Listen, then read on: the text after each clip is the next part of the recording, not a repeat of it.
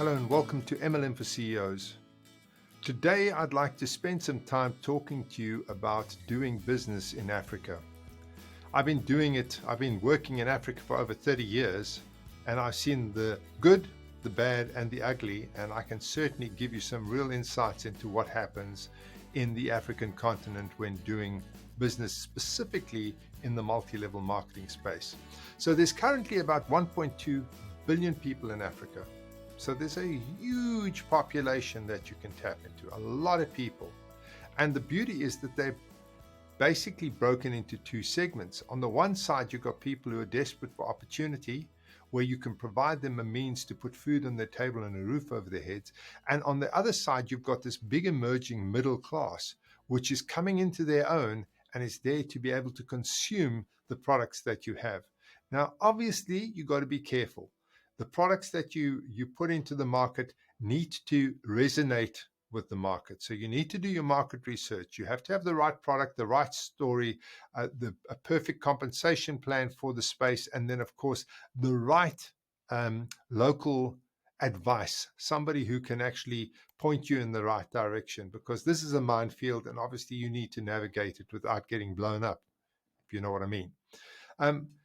It's not for the faint of heart, but I believe it's the next new wave in terms of multi-level marketing. I think this is where the MLM space is going to explode and going to get real traction. And I'm already seeing it here. We're currently busy with a project in South Africa, and it has just taken off like there's no tomorrow. We're signing up thousands of people a month. The business is growing at incredible speeds, and we are going to be pushing that business into Central Africa, into India, and then into the Pacific Rim, and exploring all of those emerging markets. And I believe that there's a real opportunity here for companies with an appetite for this kind of trading, and also with the skills to avoid the traps that are really rife in this industry, and specifically in this continent. So a couple of challenges. Let's start with the big one. How do you get money? There's a real challenge because a lot of people are unbanked. So what happens is, how do you get your money from the client? Now, there's some real innovative solutions. In Central Africa, there's a process called the PESA. Was it called M-Pesa, if I can remember correctly? It's M-P-E-S-A. And what that does is it uses your cell phone to make payment. Now, I can hear you saying, oh, that's normal. You know, I go along with my Apple and my Apple phone, my iPhone, and I tap it and I make payment. Well, it's not like that at all. With your iPhone, when you tap, it takes the money off your credit card. So your credit card is linked to your iPhone, and your iPhone is used as the gateway. That's not how it works at all with M-Pesa. What happens is, I've got $100 worth of airtime, and I want to buy something from you for $10, and I shunt $10 of airtime to you, and the airtime becomes the currency. The companies pay their commission in airtime, the people pay each other in airtime, and the currency is flowing around. So you can use your cell phone to buy anything, but you're not using actual dollars. You're using airtime as a sort of a placeholder for the money. So there's innovative solutions. Another one is in South Africa, we've got companies like Payat. Now, what they do is, when the order gets placed on the system, a barcode gets sent to the IBO or the customer. They then take that barcode into the local retail stores, the big retailers. The retailer scans the barcode, takes the cash from the client, and as soon as they ring up that sale, the APIs fire off a webhook to the system to tell the system, listen, we've received payment. Order is marked as paid, and you can then fulfill on that order. So again, an innovative way in a society where you've got a big part of the population is not banked, and where people are actually not able to pay you with the traditional plastic. They literally are using cash, and there has to be other innovative methods to get the money around. And then, of course, all sorts of currency challenges. You've got 50 odd countries in Africa. Every one of them has got their own currency. Every one of them has got their own exchange controls. You know, moving around money around in Africa is a nightmare. And so those are issues where you have to have specialists involved who can help you navigate that particular space. As I mentioned at the beginning, sort of when I headed this thing up, is poverty is a big problem.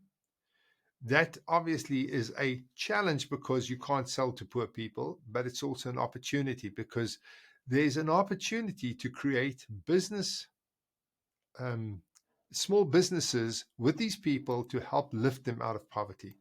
So you got this emerging middle market, this emerging middle class.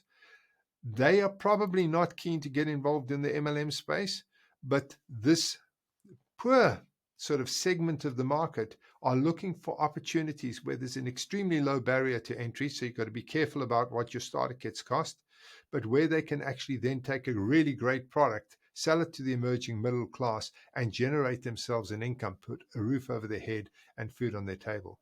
So for me, this is one of the areas where MLM really shines. It provides us with an opportunity to give people businesses where the infrastructure of the entire company is behind them, where there's a very low barrier to entry, and where there's a high profit margin that they can generate if they work hard. So it's a case of just making it on the sweat of your brow. I mean, and that's what multi-level marketing is anyway, for me, in any case. One of the challenges is, though, a lot of the people who are working are earning minimum wage. And in a place like South Africa, minimum wage is $250 a month. So you can imagine that a person who's earning $250 a month is definitely looking for a side hustle. So again, there's an entire group of people who are looking to get into the MLM space, who are looking for a side hustle to generate some extra cash, because what they're making from their job is not cutting it. Your products have to be affordable. So you've got to make them affordable. If you pitch them too high, the sale doesn't happen. A company like Tupperware, who's been in South Africa forever, is now basically closing down because the price point is too high to gain traction within the South African market anymore. So they're basically closing down in South Africa and moving out because they can't meet the price point. So you've got to be careful with the product you're bringing in, make sure that it is affordable.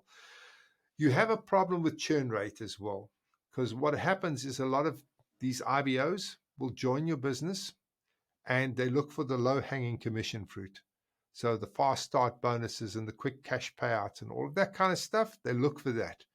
And they then go for that. Once they've got the fast start bonuses and the cash payouts, they leave and they're off for the next MLM company. So you have to make sure when you put your MLM business together that you don't have that low-hanging fruit, and that you focus on things like recognition and incentives and the social side of it as much as the money in the product. So you've got a great product, you've got a good compensation plan, but then you do excellent recognition and incentives, and you have this big social vibe where these people are part of something amazing, and that's the way you keep them and stop that churn. But it is a challenge that you have to really account for and manage for, because it's going to happen for sure. There's other online challenges. The cost of data is exorbitant, specifically in South Africa, but throughout Africa, it's an area where the people are being quite badly stung. And then, of course, there's a lack of ubiquity in terms of access. So you can't get access to data just anywhere you are. Now, if a person's only earning $250 a month, they're very loath to go and spend some of that on data. So that's quite a difficult one for them to get around. And then there's a lot of skepticism around the technology. They're concerned about putting their cards, if they've got a card, into a website, because they don't know what's going to happen to their money. They're scared that their money is going to be drained out of their account. They've got so little of it, they're trying to hang on to it. So it becomes a real problem. And so there's a lot of skepticism around there. And of course, that creates a problem. Then infrastructure. Oh, don't get me started on infrastructure. South Africa, for example, at the moment has got anything between 6 and 10 hours a day where there's no electricity. Now imagine trying to run a business where for 6 to 10 hours of the day you don't have power. I mean, it's just insane. I don't know how you run a business like that. It's really, really difficult. People are putting in generators and putting on solar roofs and all of that kind of stuff, but it is quite a difficult problem to overcome.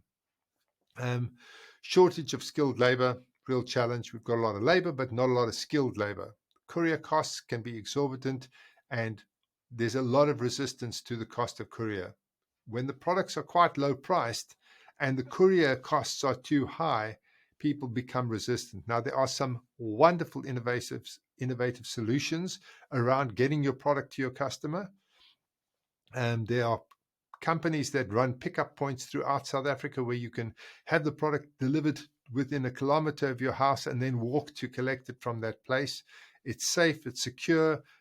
These places are all well vetted, and the company guarantees that the product will be there. So there's those kind of collection points. And then people have runners. 10 people will band together, they'll buy X amount of product, they'll give the money to a single person who will then literally run to the warehouse, pick up the product and bring it back. So there are some innovative, unusual solutions that if you are coming from a first world background that you'll not be used to. Getting product into the country can be a problem. There's all sorts of rules, and there's all sorts of authorities looking to dip their hand into your pocket, let me call it like that. So you got to be very careful that you cross your T's, dot your I's. You must give nobody any reason to seize your product or stop your product at the border. There must be no possible reason for them to do that, because if they can, they're going to stop it. And then they're going to want some sort of compensation for letting it go. Now, that doesn't happen everywhere, but it happens often enough for it to become a legitimate concern. And so the idea would be, if you are bringing product into Africa, make sure that you've got all of the laws sorted out. You know exactly how things are working. All your paperwork is 100% in order, so you don't get stopped at the border.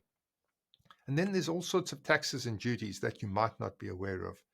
So you need to get your head around that. For example, in South Africa, you've got a thing called ad valorem tax.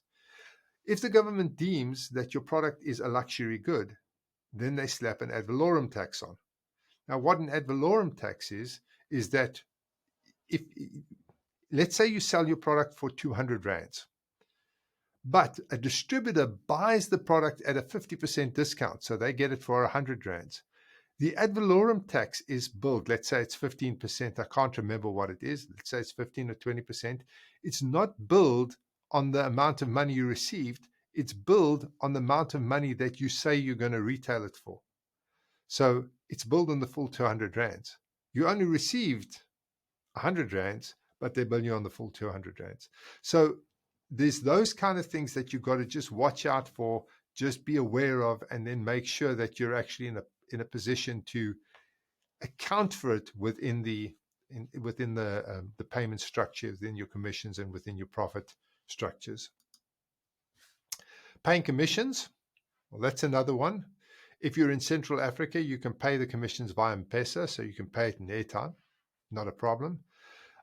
Places like South Africa, you can issue people with bank accounts, so you can get them into a bank, connect them with a bank and help them get an account. Say to them, look, you need a bank account. There are banks which will help them, and then you pay it into the card. So there are challenges related to getting your money out to people that need to be addressed. Fraud is a huge one. You need to watch your people. You know, when I work in Europe, it's not something that is on top of everybody's mind. You know, yes, we have to have security and we're checking everybody, we're keeping everybody safe. But in Africa, there seems to be a penchant for trying to defraud the company. We just had, I mean, we've had a slew of these, but most recent one of our clients had a staff member who was processing orders in one of the people's names there, in one of the staff members' names. They must have found their password or something, got into the system, was processing large orders in this person's name, then going in, logging in as the accountant, marking the order as paid, even though no money had come in. The product was being collected by an end user, and there was about 10 of them involved in this. The end user would then go out, sell the product, and split the money with a staff member. And this went on for months. Now, easy to miss, because if you've got 1,000 orders a day coming in, it's difficult to track where everything's happening. Eventually they found out, because suddenly there's millions of rands missing out of the bank account. It came to the surface, and of course they'd been defrauded. They tracked it down to who the staff member was, they caught them, and of course there was a jail sentence at the end of that. But the issue is that you've got to watch for that, and you've got to make sure your processes and your systems are absolutely watertight, because you can get yourself into a bit of trouble on that. And then, of course, now that you've made all of this money in the country, you need to get that money out.